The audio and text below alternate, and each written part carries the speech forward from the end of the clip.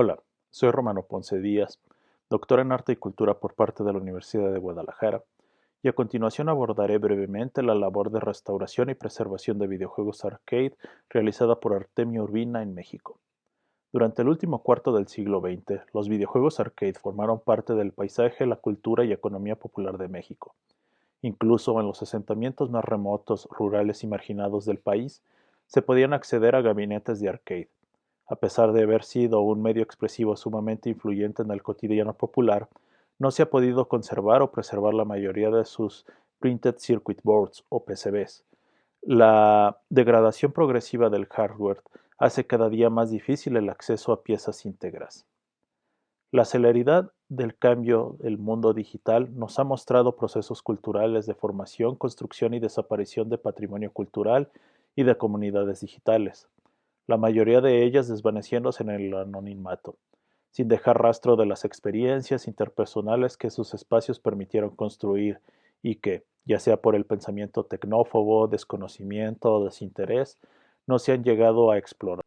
Las historias de tales comunidades van desapareciendo y el relato audiovisual sucedido en esos espacios se acerca cada vez más al olvido. Hasta ahora, las labores de restauración, conservación y preservación de videojuegos son realizadas por entusiastas y aficionados, trascendiendo las intenciones autorales, comerciales y legales, con proyectos alejados de las instituciones culturales y académicas. A inicios y mediados de los 90, Capcom, el estudio y editora de cabinas de videojuegos arcade, siendo el popular Street Fighter II uno de ellos, desarrolló una generación de placas de circuitos integrados denominada Capcom CPS-2 o CP System 2.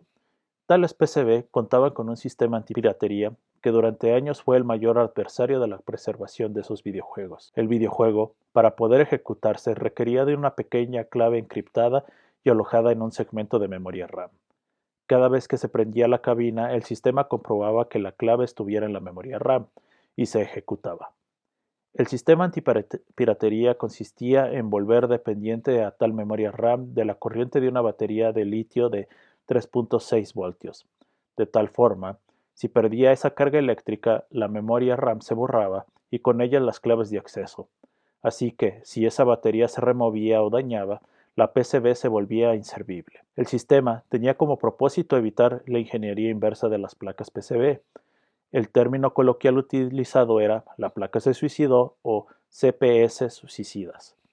El principal problema vino décadas después, cuando los propietarios legítimos de videojuegos de cabinas arcade se dieron cuenta de que sus PCB estaban inservibles, ya que la vida útil de la batería de 3.6 voltios se había terminado, y por lo tanto las claves de acceso se habían perdido. En otros casos mucho más terribles, la batería derramaba el ácido de su interior y disolvía totalmente la placa de circuitos integrados. Durante el periodo de años de 1993 al 2006, era imposible revivir una placa, hasta que el mexicano Artemio Urbina formó parte del desarrollo de la CPS2 Black PCB Phoenix Tool, una metodología y herramienta para volver a la vida a las placas CPS2, que habían perdido sus claves de ingreso por la muerte de su batería. Tal proyecto ha ayudado a restaurar las llaves de acceso de hardware original, lo que ha permitido la preservación de miles de videojuegos que durante más de 13 años se consideraban perdidos. Esa metodología ha sido mejorada a lo largo de los años, manteniendo la integridad del software al no realizar modificaciones del mismo. Además de que su herramienta permite almacenar las placas luego de remover la batería, lo que suprime el riesgo de corrosión por el ácido. Tal metodología fue desarrollada junto al español Eduardo Cruz, quien durante años utilizó el seudónimo de Arcade Hacker. A partir de un proceso de ingeniería inversa de unas PCB inutilizadas desde hace años, el proceso y la tecnología fueron desarrollados durante la primera década del 2000 y liberada al público en 2016. Los créditos del proyecto de resurrección incluyen a Eduardo Cruz, Ian Cort y Artemio Urbina, con la colaboración clave de Dick Shadow, Ogun, Brizo, Rockman, Tayoken y la donación de PCBs de diversos individuos. Para poder reinsertar las claves PCB se requiere de un Arduino, el cual es una pequeña placa de circuito integrado desarrollada con patentes y software libre, que permite realizar diversas funciones programadas. En términos prácticos, el Arduino es una microcomputadora que puede programarse para realizar funciones específicas. Es un dispositivo sumamente popular en el terreno de pedagogía de la tecnología, ya que su bajo costo y versatilidad permiten a los estudiantes realizar experimentos y modificaciones con mucha facilidad y con una baja inversión económica. Para el caso expuesto, el Arduino se encontraba programado para poder insertar las llaves de seguridad de la PCB y reinsertar las mismas luego de que sustituyera la batería. En el sitio de webarcades.mx se encuentran los diagramas y documentación requerida para que cualquier interesado puede utilizar un Arduino y para extraer y reinsertar las llaves de seguridad. En octubre del 2018 presentaron nuevos métodos para reinsertar las llaves en CPS2 y evitar el uso de baterías suicidas, lo que representa un enorme avance en la preservación del PCB frente a la corrosión de las baterías de 3.6 voltios, ya que los nuevos métodos desarrollados suprimen el uso de la batería y se sustituye por un pequeño circuito integrado de bajo costo. Dentro de los esfuerzos en el terreno de restauración y preservación de videojuegos en México, el ingeniero Artemio Urbina ha buscado documentar el hardware y software de diversas plataformas de videojuegos, pretendiendo registrar la información disponible en los temas de coleccionismo, mantenimiento y reparación de dispositivos de videojuegos. Se ha interesado en generar redes entre entusiastas para así realizar intercambio de información, soporte técnico y documentación de procesos, siendo la comunidad de Internet Arcade.mx uno de sus logros más importantes. Dentro del largo historial de Urbina en actividades de restauración y preservación, destaca su labor en el proyecto Phoenix, que logró evitar la autodestrucción de los arcades con placas CPS2, metodología técnica y teórica que ha documentado para poder ser empleada por cualquier interesado.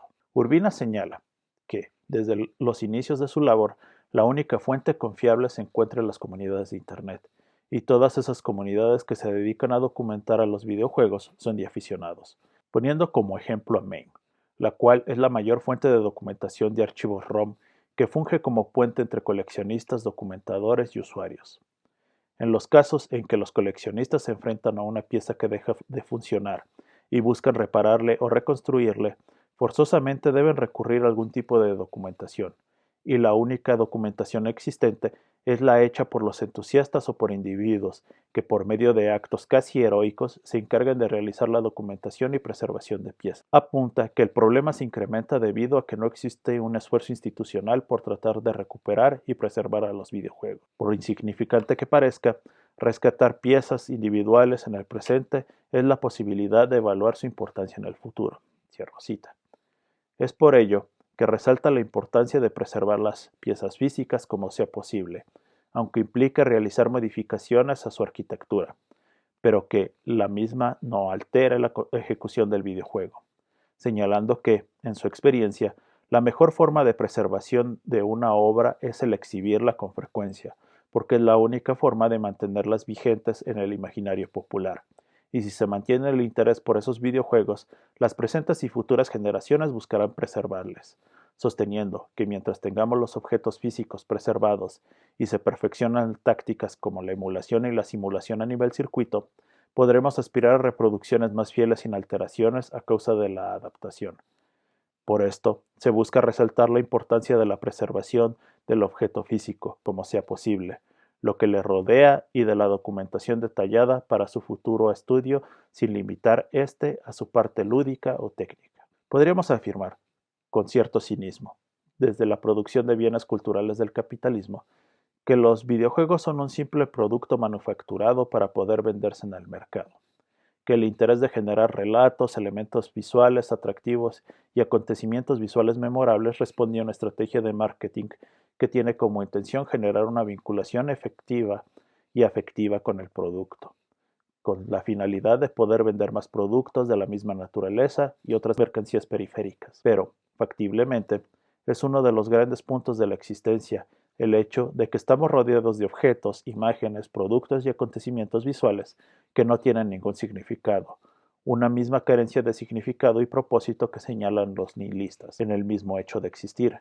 Pero también podemos afirmar que el asignar significado a todo aquello que nos rodea es parte de lo que hace valiosa la existencia, el generar significados a una existencia que se pudo haber remitido a la mera supervivencia biológica. Es lo que nos permitió articular a ese conjunto de sistemas simbólicos a los que ahora llamamos cultura. No debemos buscar en la tecnología la respuesta a preguntas fundamentales, pero sí debemos estar abiertos a reconocer que la tecnología nos plantea nuevas preguntas a nuestras condiciones fundamentales, que los objetos nazcan o mueran con la intención de ser reemplazados por una nueva generación de objetos no tiene nada de distinto con la vida biológica.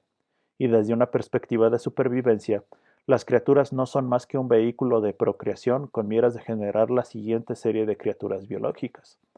Si nos remitiéramos a ese aspecto de decir que los videojuegos solo existen con la intención de vender más videojuegos y que los humanos solo existen para poder procrear más humanos, entonces el haber comenzado las primeras danzas, los primeros relatos, los primeros cantos, serían actos totalmente innecesarios que nos pudimos haber ahorrado. Así pues, responder a la pregunta, ¿los videojuegos son dignos de preservación? Se podría responder de la siguiente forma. Son dignos de preservación en la misma medida que cualquier otro constructo humano. Sí merecen ser preservados y no merecen ser preservados en lo absoluto. Podría parecer contradictoria y evasiva esa respuesta, pero solo será preservado aquello que consideramos digno de ser preservado. Y si existen individuos que dedican su vida a preservar algo que otros consideran vacuo, ¿quién se atrevería a cuestionar sus intenciones? ¿Quién se atrevería a decir que es inútil su labor a alguien que está arrojando tazas esperando la entropía? Esto es porque no se trata meramente de la relación del individuo y un objeto de arte, entretenimiento o evasión. Es una faceta que nos podría ayudar a entendernos a nosotros mismos, nuestras motivaciones, nuestras depresiones y de alguna forma nuestro proceder. Ahí radica la importancia de los estudios alrededor de los videojuegos. Son cada vez más los campos de conocimiento que colocan su mirada en los videojuegos para abordarles como objeto de estudio. Los investigadores tenemos una deuda impagable con los aficionados y entusiastas que se han encargado de preservar el acceso a innumerables piezas. Lo mínimo que podemos hacer es mantener vivo su testimonio, de la misma forma que ellos han mantenido viva la memoria del medio.